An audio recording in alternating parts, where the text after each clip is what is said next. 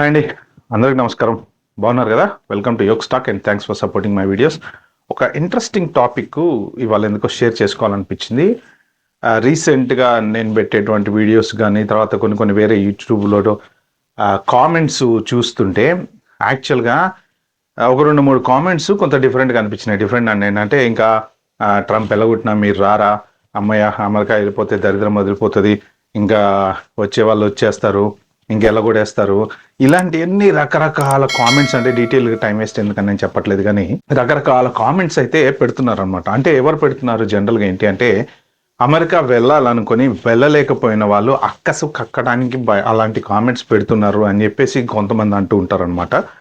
But యాక్చువల్గా అసలు NRI వల్ల మన దేశానికి ఏం ఉపయోగం? మీరు వెళ్ళారు, అబ్రాడ్లో ఉన్నారు, మస్తు సంపాదించుకుంటున్నారు, బెంచ్ కార్లు కొనుక్కున్నారు, బిఎండబ్ల్యూలు కొంటున్నారు, ఇండియాకి ఏంటి లాభం మీరు వెళ్ళటం వలన అనేటువంటి ఒక ఇంపార్టెంట్ క్వశ్చన్కి ఈరోజు మనం ఈ వీడియోలో మంచి డిస్కషన్ చేసుకుందాం. కొంచెం లెంత్ ఎక్కువైతే ప్లీజ్ దయచేసి భరించండి, ఎందుకంటే టాపిక్ నేనేం చెప్పాలనుకున్నానో చెప్దాం అనుకుంటున్నా. ఈ టాపిక్ ఎన్ఆర్ఐలకి ఇంట్రెస్టింగ్గా ఉంటుంది, ఇండియాలో ఉండే వాళ్ళకు కూడా ఇంట్రెస్టింగ్గా ఉంటుంది. కానీ మీరు సగం వీడియో చూసి మాత్రం కామెంట్లో పెట్టడం స్టార్ట్ చేయకండి. వీడియో మొత్తం చూడండి, నేనేం చెప్దాం అనుకున్నానో అర్థం చేసుకోండి. ఇంకా నా ఛానల్కి ఏమైనా ఫస్ట్ టైం వచ్చినట్టుంటే సబ్స్క్రైబ్ చేసుకోండి. అలాగే వీడియో స్టార్ట్ చేసే ముందు ఒక లైక్ ఇచ్చి స్టార్ట్ చేస్తే యూట్యూబ్ అల్గారిథం కొంచెం ఈ వీడియోని అందరికీ ప్రమోట్ చేస్తుంది. ఓకే, నెక్స్ట్ ఇంకా మనం టాపిక్లోకి వెళ్ళిపోదాం. ఎన్ఆర్ఐ వల్ల దేశానికి ఏంటి ఉపయోగం? ఫస్ట్ థింగ్, ఎన్ఆర్ఐలు వెళ్ళారు, అమెరికా వెళ్ళడం అనేది అందరికీ తెలిసినటువంటిది జనరల్గా. తర్వాత స్లోగా ఇంకా ఆస్ట్రేలియా, యునైటెడ్ కింగ్డము, జర్మనీ, ఇంకా యూరప్, ఇవన్నీ నెమ్మదిగా వచ్చినాయి. But across the globe Indians చాలా చోట్ల స్ప్రెడ్ అయిపోయారు, including south Africa, African countries. ఎక్కడికి వెళ్ళినా కూడా మన వాళ్ళు అయితే చాలా మంది ఉన్నారనమాట. వాళ్ళు అబ్రాడ్ వెళ్ళటం వలన ఎవరికి లాభం? వాళ్ళు సుఖపడుతున్నారు, మంచి కార్లు కొనుక్కుంటున్నారు, మంచి డబ్బు సంపాదించుకుంటున్నారు, లైఫ్ ఎంజాయ్ చేస్తున్నారు కదా. కానీ మీరు ఒక చిన్న క్లారిటీగా ఆలోచిస్తే, ఫర్ ఎగ్జాంపుల్ అమెరికా తీసుకుందామండి. ఒక 20 లక్షల మంది ఉంటారు అమెరికాలో ఇండియన్స్. సరే, రఫ్లీ ఒక 5 లక్షలు వేసుకోండి, యాక్చువల్ ఫిగర్స్ పక్కన పెడేద్దాం. ఒక 5 లక్షల మంది అమెరికా వెళ్ళారు, ఒక 10 ఇయర్స్ నుంచి, 15 ఇయర్స్ నుంచి, 20 ఇయర్స్ నుంచి. రిగార్డ్లెస్ ఆఫ్ వాళ్ళు ఇండియాలో భూములు కొన్నారా, ఆస్తులు కొన్నారా, సంపాదించి ఏమన్నా చేశారా, ఇన్వెస్ట్మెంట్ చేశారా, అదంతా పక్కన పెడితే ఈ 5 లక్షల మంది అమెరికా వెళ్ళలేదు. ఓకే, ఇండియాలోనే ఉన్నారు, ఫైన్. దానివల్ల ఇండియాకు వచ్చేటువంటి నష్టం ఏంటో తెలుసా మీకు? మీరు జాగ్రత్తగా ఆలోచించండి. ఈ 5 లక్షల మంది ఇండియాలో ఉండేటువంటి ఎంప్లాయీస్ ఎవరైతే ఉన్నారో వాళ్ళకి కాంపిటీషన్ అవుతారు. అంటే ఈ 5 లక్షల మంది అమెరికా వెళ్ళటం వల్ల ఇంకొక 5 లక్షల మందికి ఇండియాలో జాబ్ ఆపర్చునిటీ అవకాశం దొరికింది. ఓకే, వీళ్ళు ఉండుంటే ఆ కాంపిటీషన్లో వాళ్ళు కలిపి ఉండేవాళ్ళు.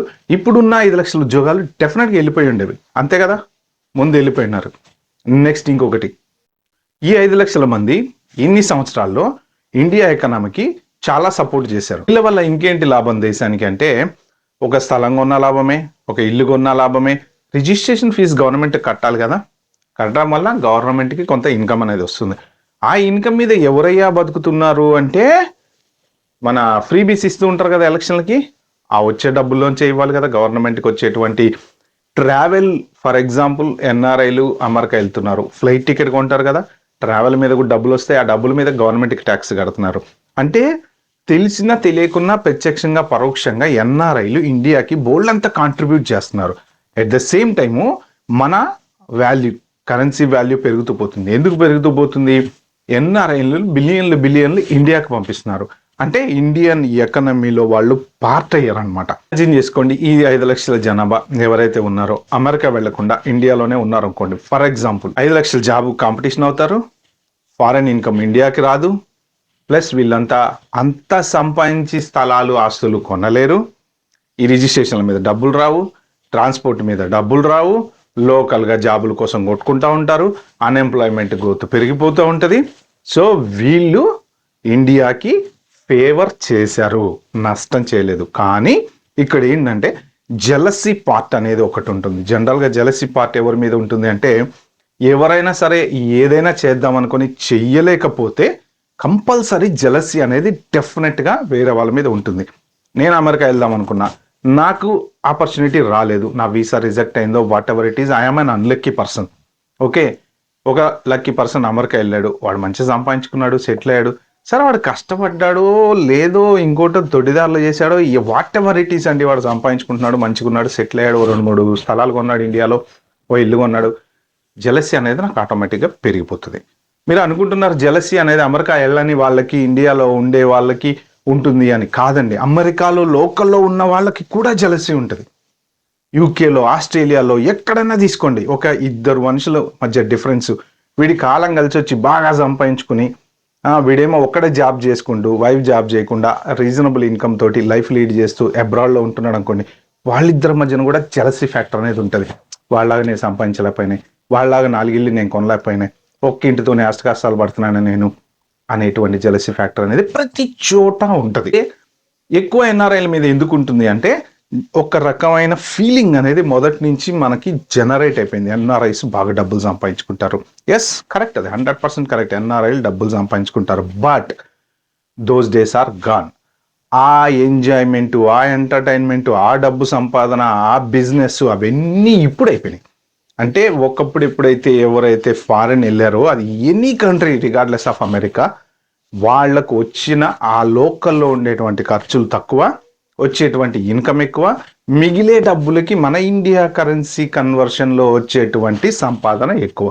ఫర్ ఎగ్జాంపుల్, ఒక 15 years బ్యాక్ తీసుకుంటే డాలర్ వాల్యూ వచ్చేసి 65 రూపీస్ ఉండేది, రఫ్లీ అరౌండ్ అప్రాక్సిమేట్. మళ్ళీ దాని కామెంట్లలో మెన్షన్ చేయకండి, రఫ్లీ అంటే ఒక $4,000 జీతం వచ్చేవాడికి లోకల్లో ఖర్చులు చాలా చాలా చాలా చాలా తక్కువ ఉండేవి.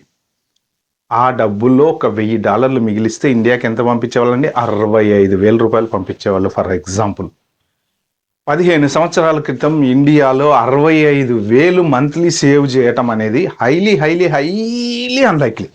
It is impossible, almost impossible. జాబులకు శాలరీస్ కూడా 20,000, 25,000, 30,000, ఈవెన్ ఐటీ జాబ్స్ కూడా max per month 50,000 highest salary ఉండేది, ఎందుకంటే అప్పుడు ఖర్చులు కూడా తక్కువ ఉండేవి కాబట్టి.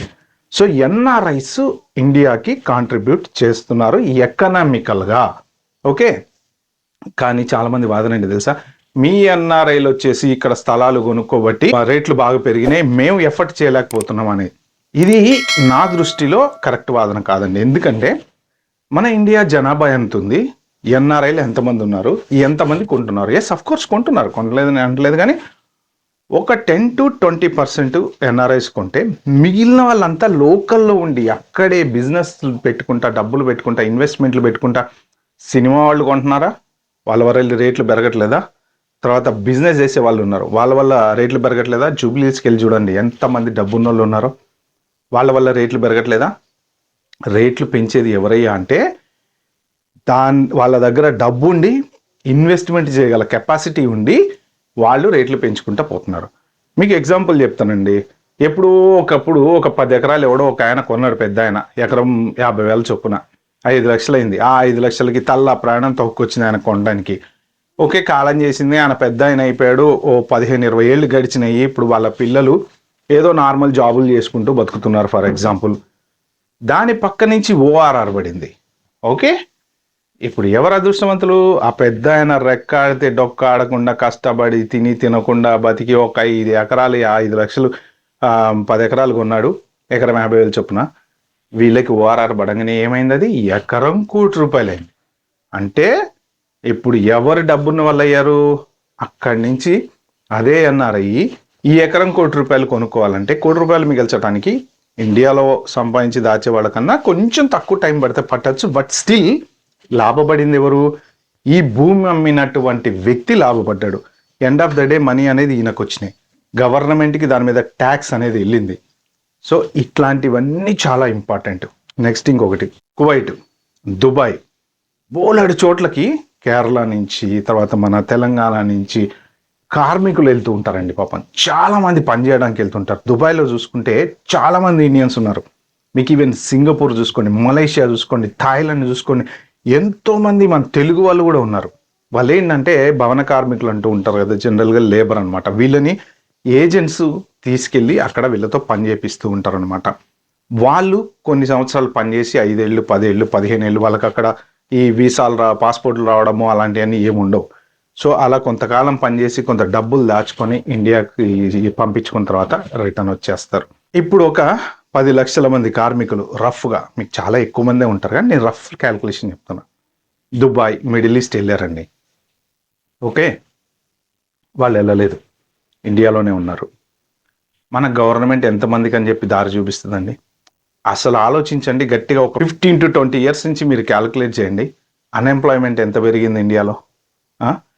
చాలా మంది జాబులు లేకుండా రీసెంట్గా బోలెడన్ని వీడియోలు బయటకు వచ్చినాయి. ఎందుకంటే ఇప్పుడు సోషల్ మీడియా పెరిగింది కాబట్టి ఒక్క జాబ్ కోసము, ఒకే ఒక్క జాబ్ కోసము 600 మంది పైన లైన్లో కొట్టుకున్నారంట అక్కడ. ఒక రీసెంట్ వీడియో కూడా బయటకు వచ్చింది. జస్ట్ వన్ సింగిల్ జాబ్, అది కూడా నార్మల్ జాబ్, మళ్ళీ ఏది మన ఒక 30,000 40,000 శాలరీ ఉండేటువంటి జాబ్. అంటే ఎంత అన్ఎంప్లాయ్మెంట్ ఉంది ఇండియాలో, ఎంతమంది యూత్ బయటకు వచ్చారు, వాళ్ళందరికీ ఉద్యోగాలు ఇస్తున్నారా? ఉద్యమాలు ఎందుకు వస్తున్నాయి మన దగ్గర? సరే, ఏది ఏమైనా ఆ టాపిక్ పక్కన పెడితే, ఎన్ఆర్ఐస్ ఇప్పుడు ఎవరెవరైతే ఓ 10 ఏళ్ళు 15 ఏళ్ళు వెళ్ళి అక్కడ ఉండి కాంట్రిబ్యూట్ చేస్తూ ఇండియాకి డబ్బులు పంపిస్తున్నారో వాళ్ళంతా ఇండియాలోనే ఉన్నారు అనుకోండి ఫర్ సపోజ్. ఎంత ఎంప్లాయ్మెంట్ అనేది క్రియేట్ చేయాలి గవర్నమెంట్? అది లేకనే కదా వీళ్ళంతా బయటికి వెళ్ళింది. అమెరికా వెళ్ళారండి ఫర్ ఎగ్జాంపుల్. అమెరికాలో మంచి లైఫ్ స్టైల్ ఉంది, కానీ వాళ్ళు అక్కడ చాలా కష్టాలు పడతారు తెలుసా అబ్రాడ్లో. అమెరికానే కాదండి, ఎక్కడైనా సరే అమ్మా నాన్నని మిస్ అవుతామా, చుట్టాలని మిస్ అవుతామా, పండగలు పబ్బాలు మిస్ అవుతామా, మంచి ఫుడ్ అండి కడుపుకి తినడానికి ఫుడ్ మిస్ అవుతామా? చేసుకుంటాం, బ్రెడ్లు పిజ్జాలు బర్గర్లు అవి ఏదో ఒకటి ఇంట్లో చేసుకుంటాం, వండుకుంటాం. బట్ అదే హైదరాబాద్లో ఉండేటువంటి ఎంజాయ్మెంట్, లేకపోతే ఏ పల్లెటూరులోనో ఉండేటువంటి ఎంజాయ్మెంట్, అవన్నీ మిస్ అయిపోతామా? సో ఎన్ని ఇంపార్టెంట్ థింగ్స్ ఎన్ఆర్ఐలు మిస్ అవుతున్నారు, బట్ సంపాదిస్తున్నారు డబ్బులు. ఓకే, సో ఏంటంటే ఎండ్ ఆఫ్ ద డే ఎన్ఆర్ఐలు అబ్రాడ్ వెళ్ళటం వలన ఇండియాకి చాలా లాభము. కాకపోతే ఏంటంటే కొంత ఈ జెలసీ ఫ్యాక్టర్ అనేది డెఫినెట్గా ఉంటుంది, దాంట్లో డౌట్ అయితే ఏం లేదు. ఫారెన్ వెళ్ళే ఆపర్చునిటీ రానివాడు వెళ్ళినోడి మీద జెలసీ ఫీల్ అవుతూ ఉంటారు, దాంట్లోంచి వచ్చేటువంటి కామెంట్స్ ఇవి. But at the same time మీరు అనుకుంటున్నారు ఇండియాలో ఉండి చాలా అదృష్టవంతులు మీరు. ఎందుకంటే మీకు అన్ని రకాల, ఇప్పుడు ఒక వినాయక చవితి అనుకోండి ఫర్ ఎగ్జాంపుల్, ఎంత హ్యాపీగా చేసుకుంటారండి. రోడ్డు మీదకి వెళ్ళడం, పత్రిక కొనుక్కు రావడం, ఇట్లాంటి ట్రెడిషన్స్ అన్నీ అబ్రాడ్లో చేస్తారు. జనరల్గా మామూలుగా చేసిందే చేస్తారు, కానీ ఆ తృప్తి అనేది, వంటలు చేసుకుంటాము ఎంత హ్యాపీగా, ఇవన్నీ మిస్ అయిపోతూ ఉంటాం అనమాట. కానీ ఏంటంటే మెయిన్ ఇంపార్టెంట్ థింగ్, ఎవరికైనా సరే ఫారెన్ వెళ్ళే అవకాశం వస్తే ఎవరు వద్దన్నారు, 100% ఎవరు వద్దన్నారు. కాకపోతే ఏంటంటే ఇప్పుడు ఎవరైనా వెళ్ళలేకపోయిన వాళ్ళు ఎవరైనా ఉంటే మాత్రం మీరు 100% జెలసీ ఫీల్ కావాల్సింది ఏమీ లేదు. ఎందుకో తెలుసా, ఇండియాలో ఉండే వాళ్ళని చూసి ఇప్పుడు ఫారెన్లో ఉండే వాళ్ళు జెలసీ ఫీల్ అవుతున్నారు. ఎందుకంటే ఇండియాలో ఓవర్ నైట్ చాలా మంది రిచ్ అయిపోయారండి. చెప్పాను కదా ఇందాక ఓఆర్ఆర్ ఎగ్జాంపుల్, ఆ టైపులో టప్పన రిచ్ అయిపోయిన వాళ్ళు, భూముల మీద రిచ్ అయిపోయిన వాళ్ళు బోల్డ్ ఎంతమంది ఉన్నారు. వాళ్ళతో కంపేర్ చేస్తే ఒక మధ్యతరగతోడు చదువుకొని బీటెక్ చదివి అమెరికా వెళ్ళి ఎన్ని సంవత్సరాలు డబ్బులు సంపాదిస్తే ఎకరం ₹1,00,00,000 కొనగలుగుతాడు వాడు ఇప్పుడున్న కండిషన్లో.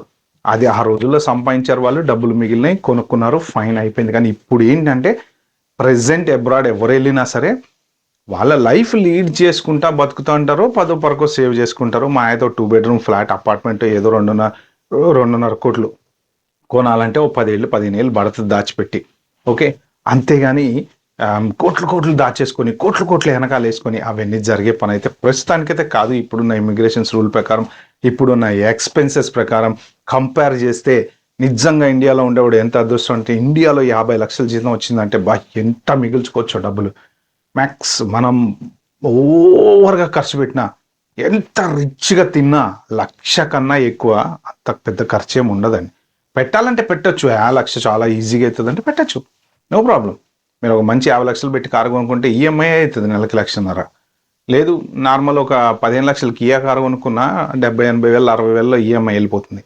ఇల్లు కొనుక్కున్నా, ఎంత కొనుక్కున్నా, ఏం చేసినా, ఇద్దరు సంపాదించారు అనుకోండి వైఫ్ అండ్ హస్బెండ్, 30 లక్షలు ప్యాకేజీలు ఉన్న వాళ్ళు 60 లక్షలు అంటే బీభత్సంగా మిగులుతాయి. కాకపోతే ఒకటి ఏంటంటే ఇండియాలో ఉండేటువంటి మనకి ఇక బ్యాడ్ అనేది చెప్పుకోవచ్చు, సెక్యూర్ లైఫ్ లేకపోవటము. తర్వాత హాస్పిటల్కి వెళ్ళి ఇక ఇన్సూరెన్స్ ఉంది అంటే కథం గుంజి పారేస్తారు డబ్బులు. ఓకే, లంచాలు ఇలాంటివన్నీ బ్యాడ్వన్నీ ఉన్నాయి. కానీ వాటిని మార్చడం అనేది ఎవరి వలన కాదు. ఓకే, కాబట్టి ఉన్న దాంట్లో ఉన్నట్టు అడ్జస్ట్ అవటమే. బట్ ఎటు వచ్చినా గుర్తుపెట్టుకోండి, ఇండియాలో ఫ్యూచర్ ఎంప్లాయ్మెంట్ పెరుగుతుంది.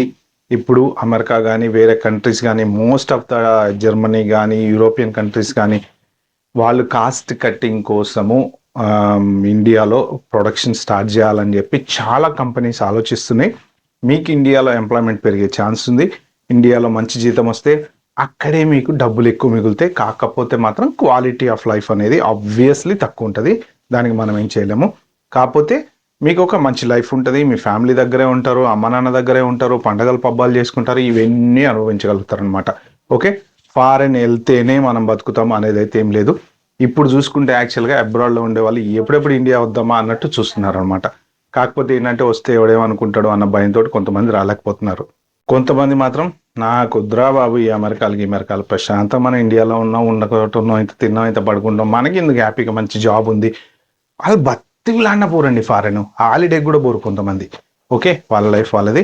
బట్ ఏది ఏమైనా ఒకటైతే గుర్తుపెట్టుకోండి ఫ్రెండ్స్, ఫ్యూచర్లో రైతే రాజు అనేటువంటి కాలం అయితే రాబోతుంది. ఐటీ మీద ఆధారపడే ప్రతి ఓడికి కూడా ఒక గట్టి దెబ్బ అయితే డెఫినెట్గా తగులుతుంది. జాబ్ సిచ్యువేషన్ అయితే చాలా ఘోరంగా ఉండబోతుంది. ఉన్నన్ని రోజులు ప్రశాంతంగా ₹4 సంపాదించి వెనకైతే వేసుకోండి. ఇది ఈ వీడియోలో నేను చెప్దాం అనుకుంది. ఎన్ఆర్ఐల వల్ల దేశానికి ఏం లాభం, ఎన్ఆర్ఐలు ఒక రకంగా మన దేశానికి కాంట్రిబ్యూట్ చేస్తూ మన దేశంలో అన్ఎంప్లాయ్మెంట్ తగ్గిస్తున్నారు. కాబట్టి జెలస్ ఫీల్ అవ్వాల్సిందైతే ఏం లేదనమాట. మీకు గనక అవకాశం వస్తే ఎవరైనా సరే హ్యాపీగా రండి, హ్యాపీగా ఉద్యోగాలు చేసుకోండి, హ్యాపీగా ఉండండి. ఏడ్చేవాడు ఎప్పుడు ఏడుస్తూనే ఉంటాడు, మిమ్మల్ని ఎవరు రావద్దన్నారు.